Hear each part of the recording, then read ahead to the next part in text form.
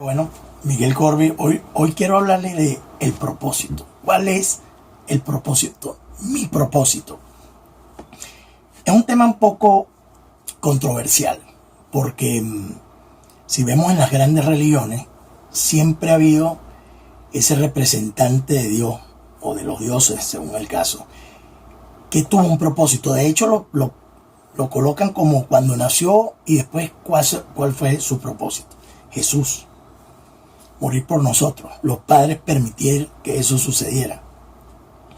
Pero lo peor, el primer referéndum en el mundo cristiano, donde la mayoría se equivoca y deciden salvar a Barrabás.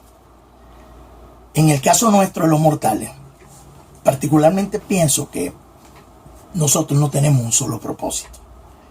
Todos los días tenemos un propósito. Por todo lo que hacemos tenemos un propósito. Es terrible escuchar que alguien diga que no tiene un propósito en lo que hace, porque estaría inmerso en una confusión, tendría incertidumbre, y eso normalmente no termina bien. Yo traté de hacer un desarrollo de propósito basado en la época de estudiante, pero basado desde el preescolar. Entonces, desde que nacemos hasta que vamos al preescolar, nuestro propósito, o mi propósito, que yo pienso que tuve, era adaptarme y conocer el medio externo. Veníamos de 9 meses dentro de la barriguita de mamá. Cuando salimos al mundo, imagínense que no nos podemos comunicar. Tenemos que comenzar a conocer ese medio. Tenemos que comenzar a dar nuestros primeros pasos. Tenemos que hacer entender que un llanto puede ser de hambre o un llanto puede ser de dolor. Esa adaptación es muy linda, y viene la época de la inocencia. Llegamos a ser tan inocentes algunas veces que los bebés, cuando ya comienzan a hablar, esa inocencia es profunda, es linda. Comenzamos a tener nuestra primera refuerzo del sistema inmunológico, comenzamos a recibir alimentos. Esos alimentos que en la mayoría de los casos inclusive comienza la dependencia de cosas que no deberían ser.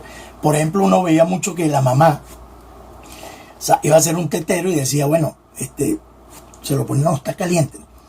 No, le falta azúcar. No le falta azúcar al bebé, le falta azúcar a la mamá. Entonces, en esa primera preescolar, yo llamo que nuestro propósito era adaptarnos y conocer el medio ambiente.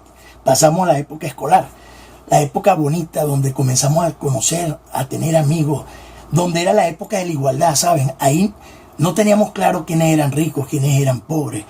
Había unas cosas demasiado lindas donde los varones éramos los varones y las hembras, y más bien había la tirria de las hembras contra los varones, porque todos en su grupo de hembras eran sus amigas, y en el grupo de varones éramos los amigos. Yo tuve la oportunidad de estudiar en un colegio de curas, y en esa época ya existían todas esas tendencias que hoy en día se hablan de curas pedófilos, y en ese momento ya se comenzaba a sembrar los muchachos que eran más débiles, los que eran más fuertes. ¿Cuánto nos tuvimos que rebelar ya desde niños porque no estábamos de acuerdo con cosas que pasaban, y a cuántos tuvimos que defender?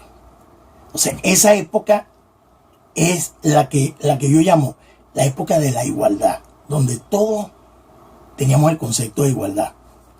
Cuando entramos ya al bachillerato, yo lo defino, lo quiero apartar entre los primeros 3 años y los últimos 2 años. Ya comenzamos a ver las competencias.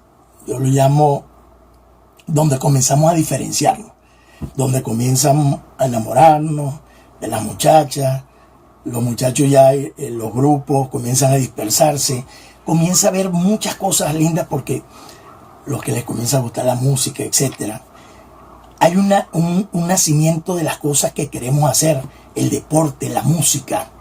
Nos comienzan a llamar la atención una serie de cosas que son muy lindas y que nos van a llevar a un esquema mucho más interesante. Cuando entramos a la parte final del bachillerato, para mí es el propósito, la competencia.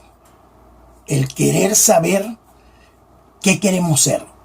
Entonces, ese propósito de soñar o no soñar, de querer ser o no querer ser, nos comenzaron a tocar los momentos de drogas, la luz, la oscuridad, las decisiones, etc. Y nos damos cuenta de que unos se quedan y otros avanzan. Los que decidimos avanzar, seguimos luchando por crecer. Ese momento de ese bachillerato nos toca las decisiones que normalmente desconocemos. En mi caso particular, me tocó estudiar algo que lo estudié porque decían que era difícil, no porque realmente tuviera ningún tipo de enganche con la idea. Entramos a la parte de la universidad.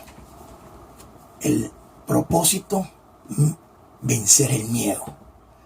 El miedo a que entramos a un mundo totalmente diferente, con gente, vamos a universidades que hay gente de todas las partes, lo que nos tocó salir de nuestros lugares de origen. Y comienza ese empuje por no fallarle a mis padres, porque en ese momento los padres decían, bueno, yo cuando ya lo gradué, ya consigue su trabajo y ya estoy listo, ¿no? Y nosotros teníamos que cumplir con ese legado. Ese miedo a no fracasar, unos lo convierten en fracaso y otros lo convertimos en combustible para seguir adelante. En ese mundo, cuando aparte que llegamos y hacemos un reset, entramos a la universidad y decimos, cónchale, ¿de qué nos sirvió el bachillerato? Ahora las cosas son tan diferentes. ¿Qué pasó? ¿Dónde nos quedó eso? Entramos a la universidad.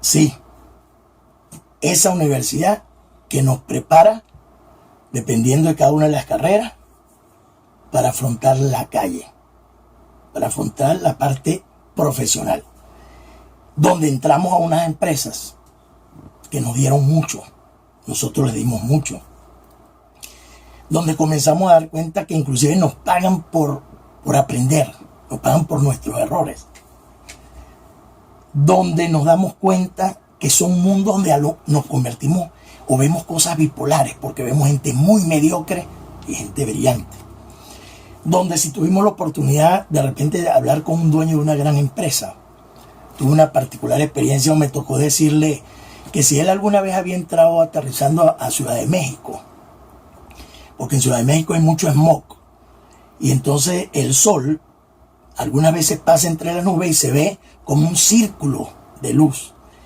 Y él me decía que, ¿por qué yo le decía eso? Yo le digo, bueno, porque muchas veces los dueños, los grandes gerentes de directores, se llenan de gente alrededor que no le dejan ver la luz.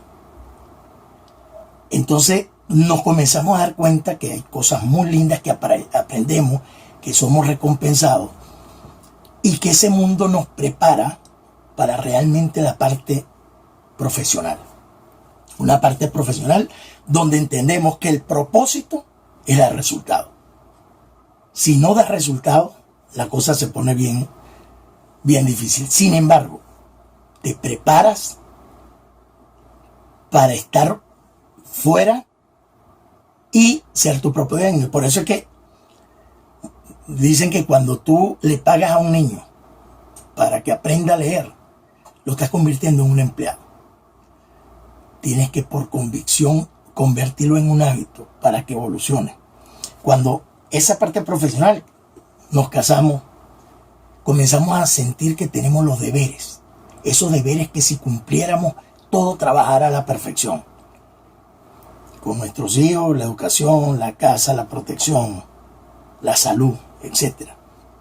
Pero que nos lleve a un siguiente nivel, que es ¿qué queremos hacer? ¿Dónde queremos llegar? ¿Para qué realmente vinimos? ¿Cuál es el propósito en esta nueva etapa? Yo creo que particularmente después que pasa uno diferentes etapas, llegamos a ciertas edades donde queremos evolucionar, donde realmente lo que andamos buscando es que no seamos fácilmente olvidados y comenzamos de verdad a entrar en el agradecimiento de la evolución. Esa evolución donde hoy en día vivimos una pandemia en todo el mundo. Y en esa pandemia parece que quisieran atacar a la parte de arriba. Nuestras generaciones, esa de los años 50, que hemos vivido cambios, que de los años 85 para acá se han descubierto tantas cosas, y que esa gente que nació de esos años para acá está en la parte de abajo. Si nosotros eliminamos la parte de arriba, que es la sabiduría de haber vivido tantos cambios y poderlos comparar y poderlos aportar, y que nos convierte en esa terrible cosa que escuchamos de que vamos a ser pensionados, que nos tenemos que retirar, cuando más tenemos que aportar. Dios, estas cosas nos hacen entrar en ese propósito actual que hoy en día se tiene, que uno dice, bueno, ¿qué quisiera yo hoy? ¿Qué quisiera yo como persona, como ser humano? Bueno, hay muchas cosas que quisiera. ¿Cuál va a ser el propósito? Que uno descubre que quizás el camino es el propósito. De quién te rodeas. ¿Quién te da esos mensajes que te hacen cambiar, que te hacen evolucionar? Que nos damos cuenta que ese autobús que manejamos es nuestro. Somos responsables del mantenimiento, de la operación, somos responsables de todo lo que lleva, pero somos responsables de quién subimos y a quién bajamos. No podemos delegar responsabilidad, la responsabilidad siempre va a ser nuestra. Quisiera dejarles como inquietud que analicemos cuál es nuestro propósito individualmente. Para mí es mi camino. Yo quisiera ser, hoy en día mi propósito es ser una herramienta de interacción entre los seres humanos y la naturaleza. Creo que es un legado que nos dejó Dios y que estoy convencido que necesita hoy por hoy de nosotros. Descubre tu propósito. Si les gustó el tema, denle like, suscríbase. Y cualquier tema que quisiera que tocáramos, escríbanos. Estamos a la orden. Gracias.